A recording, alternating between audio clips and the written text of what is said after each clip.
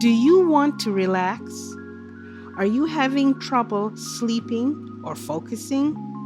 CBD reduces anxiety, chronic pain, seizures, PTSD, depression. Try our CBD gummies or chocolates. You will be very satisfied. Visit cbdcollections.net. cbdcollections.net. cbdcollections.net.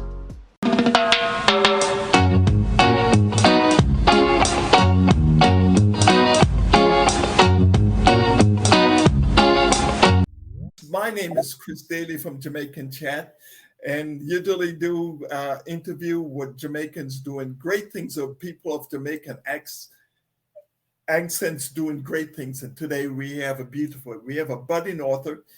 His name is Clive Henry. He's the author of a book that's going to tug at your heart. It's entitled Racism, It's Real. I want you to lean in, listening carefully to the gems that Clive has to share with us this morning. Good afternoon, Clive, and good to have you. Okay, good morning, Chris. It's Clive Henry here from Nottingham, England, Robin Hood City. All right. It's great to be talking to you across the pond this morning, Clive. So we know you're from Nottingham, as you said. So you may not be Jamaican born and bred, but you have Jamaican roots. Tell us a little about your Jamaican roots. Okay, so my Jamaican parents, they were born in the 30s in Jamaica. My father is from Maypen in Clarendon. My mother is from Spanish Town in St. Catherine.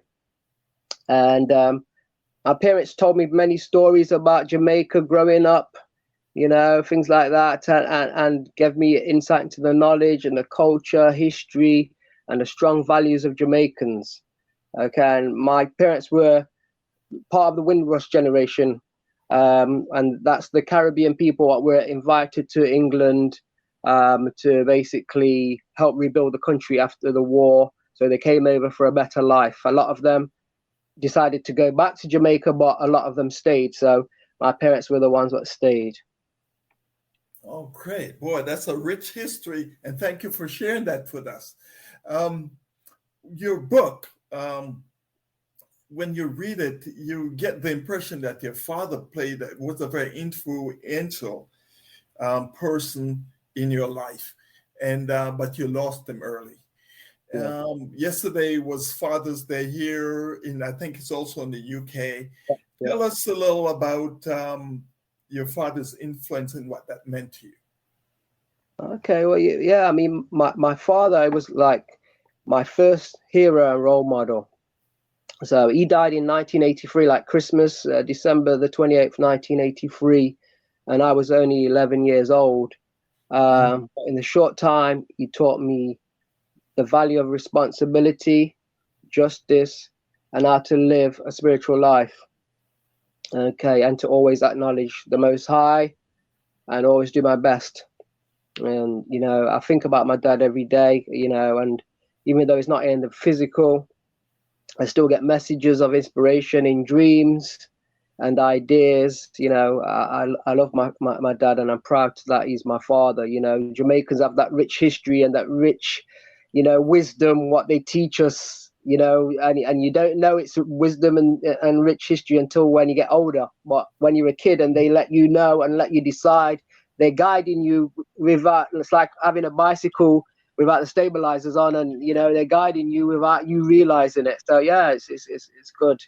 You know, I'm just very happy with how my dad what knowledge he dropped before he passed. The other piece you get is that you grew up in a state where, especially for me, one of them, actually the major export of the United States is pop culture. Yeah. Be it television, be it music. And that had some influence there also. Talk to us a little about that. You seem to mention the times and the places and the people that were in the limelight at the time. Yeah. Talk to us a little about that. Okay, so I was born in Nottingham, the UK, and Nottingham's famous for Robin Hood. You know, the outlaw used to rob from the rich and give to the poor. Yeah. So used to all the TV, the history of the UK, the history of the world, because we learn about that in school. But my parents always instilled in me the African heritage, that we are from Africa. You know, even though we're in Jamaica, taught me about slavery, taught me about stuff before slavery, you know, and gave me a good, rich experience of like the values. So I was raised with like God and spirituality, and I've always had a balance of box and entertainment. So my parents let me watch TV, but they also made sure I was up to speed with my reading and education. So it gives you a better understanding of the world. And I'm a big Columbo fan. I don't know if you get Columbo out there, but it's like my T-shirt Columbo, that the police officer is very intelligent. They show you the crime at the beginning, and then they show you what happens after. So, and he works it out, and you know, so things like that. That's I'm interested in things that make your mind work, things that make you think, things that improve your life. A critical thinker you are, sir. And I think having Columbo, I remember he asked that one last question, and the person reveals himself. Peter Fort. Exactly. So brilliant man. Yeah. But you're also a brilliant man who wrote this brilliant book. And you must have, that story seemed like it was just sitting in your soul and you want to express it.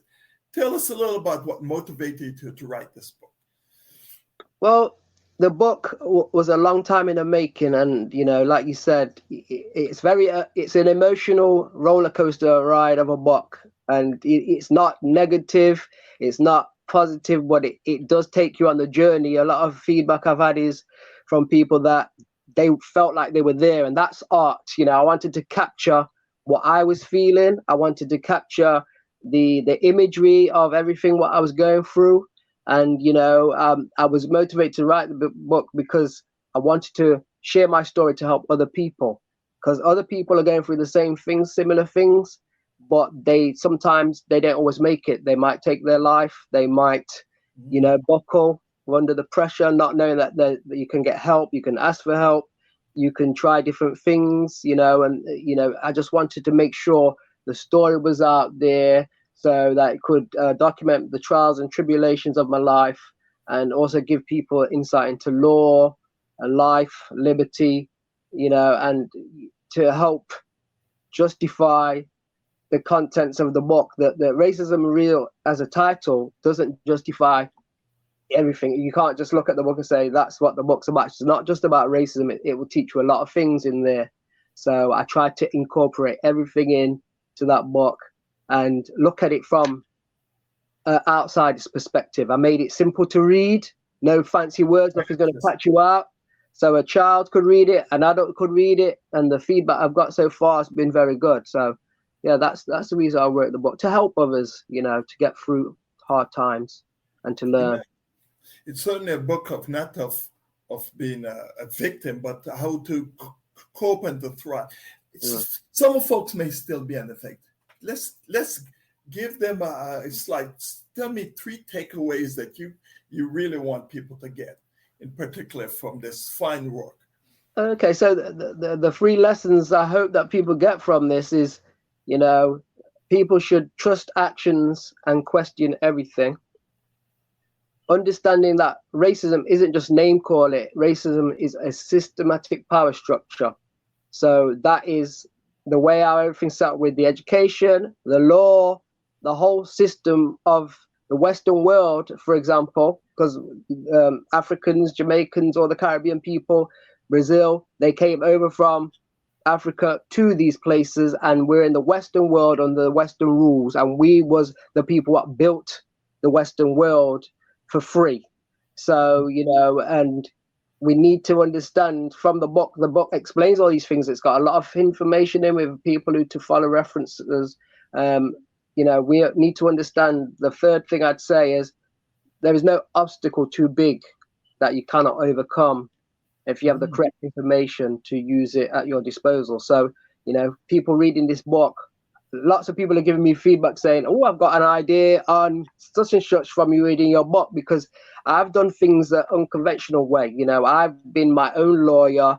I've been my own person. I've reached out to people who I didn't know would help me, and people have helped me from all over the world, all different races and colors and levels of, you know, status, rich, poor, and, you know, companies and likewise. So we are all one human family. And once we understand that, then this world will be better, because the way how it's going, you know, it can't last. Nothing bad can last. It's already cracking. So, you know, we need to all come together as brothers and sisters and make the world better, if not for us, for our children. You know, we're going to leave a bad world for our children. And so we need to understand and we need to improve it. I'd like for you to speak directly to a young man this morning. We have lots of young men who are in trouble. They are without hope. They're in despair. And you have a word to say to them. How would you impress that young person this morning? Okay, so my advice to the youth would be to read more.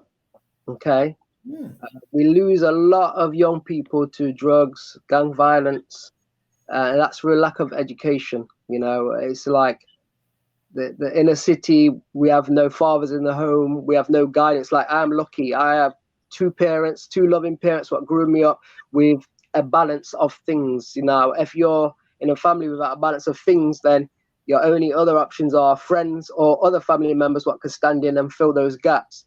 So, you know, they need to understand that this system is set up this way on purpose, you know, and you need to understand that the more you understand the world, the better it is. Knowledge is power. That's an old saying, you know, and if for example, a lot of young people can relate to this, what I'll say. If you look at the rapper Jay-Z, his life, he was a drug dealer and a criminal, yeah? What made him change his life to the better was the fact that he educated himself and he changed his mindset. You know, he started to read more, he started to understand how the world worked, and therefore he was able to do things now on a legal playing field instead of a criminal playing field, which gets you locked up in jail. So once you understand this and you change your mindset, then the world becomes a puzzle, what you can see the jigsaw and how it works. And that's why the education system is set up like it is. School teaches you basics. It doesn't teach you how the world really works, because at school, for example, they don't tell you about self-employment. They teach you, you're going to work for this person or you're going to do this job. They don't say there's an option of you can be self-employed doing this, that, and the other. So, you know, this is what I say to people all the time. And another thing is, people think, oh, I haven't got the grade, so I can't do it. There are many billionaires, millionaires without any education. You know, Richard Branson, who runs Virgin, is one of them. He's not, you know, academic, but he runs Virgin Atlantic. So, you know, it's learning the game of life. And there's so much information out there, especially now. When I was a child, there was the library. And you had to go to the library to get books. Now, a child has a mobile phone, and they're not looking at Google to see, or YouTube. Every answer's there, from boiling an egg to building an airplane, but they don't look. So, you know, I always try to give the youth advice. I'm a taxi driver. I've been a taxi driver since 2014. And I always try to give, like, the uni students advice. Because I'm, you know, I never went to university, and I've done law. I've wrote a book. I've done a lot, and I never went to uni, because you don't need to go to uni, depending on what you are going to be. Whether if you, for example, if you need to be a doctor or a lawyer, you have to go through the right channels of going and getting the degrees and so forth. But there's a lot of things what you can do in this world without a degree, you know, and it's not a limit. You just keep pushing, you keep learning until you're no longer here on the planet. So, yeah, I always try to give positives to the youth, and I try and guide them where they, you know, a simple word can spark the change what is needed. Thank you for sharing that with such passion, Andre, because as you said, when you're thinking critical like you just shared, you can change it. A lot of, actually, these other guys, Bill Gates was a college dropout, so was Steve Jobs. because when you have a passion for something and the knowledge is there, as you shared, we can do many, many things. I want people to be able to get this and to share this. How do people get a copy of your fine work? Okay, so basically to support my book, basically it's on Amazon. So the easiest way would be on Google, if you Google Clive Henry Amazon, then you'll see the website to get the book. And the book is called Racism is Real, and then just put Clive Henry and the book will come up. You can Google it. It's that viral on the internet, and it's available in paperback, Kindle, and audio format. But I also this is good. Yeah, I also give the book away because, like I said, I'm a spiritual person. It's the information that I want to get out there to help others. It's not just about money. Money without wisdom is not a good thing. The Bible teaches us that. So, people that email me, if you email me at cliveh26@gmail.com, that's cliveh26@gmail.com, I will email you a PDF copy so you read it, share it at your leisure, and learn some information from that, because I'm trying to help others and create a better world and understanding. And, from the book reviews I've got so far, the feedback's been great, and, even white people have said, oh, you've made me understand what racism is. A lot of people do not know what racism really is. They understand it from the name calling point or being a bit rude, but they don't realize it's a whole systematic structure, to make sure things stay how they are for Black people. And, things can change with the education. This is great. Well, this is the first, and I sense in you a lot of passion, a lot of wisdom that we need to hear from you further in writing or other. What can we expect from Clive Henry in the future? Well, the future comes one day at a time. Okay, so, but from yesterday, my book was being promoted in Los Angeles. The founder there did a promotion for me at the Juneteenth Festival, which is like a festival what celebrates the emancipation of the slaves in America. Yeah. So, I like creating heart, and as like I said, I've spread the word about the book and people share it and things like that. But I hope to write more books to help, Black people see how they can win. But it's just a case of whenever you're writing a project, you have to say, okay, then who's going to be my audience and which angle will you go in at? So these things take time. Even though it's simple writing, it has to be thought out before. It's like having a sat nav. You don't just go, I'm going to drive to such and such without thinking where you're going. You end up on the wrong street. So you have to look at the angle. Like the book that I've written now, I actually visualize seeing it like a film. I write in the way of me watching it as a film. I don't write as some writers, they go on and waffle. And I'm, like most children today, they have got a short attention span. So they want to see it straight away. We're in a era of fast. I want to see it straight away. So yeah, I definitely will be writing more stuff, but also want to get into other things, maybe YouTube, Okay, so videos. YouTube channel. Yeah, that is a medium what people are looking at more. A lot of people don't read books, and any way you can get the information out, you get the information out. So yeah, definitely I will be sharing what I know. I'm trying to, when I die, as I say, go back to God empty, knowing that I've done everything I could do, Amen. So I'm trying to make sure that the information's there because the art will live forever. Exactly.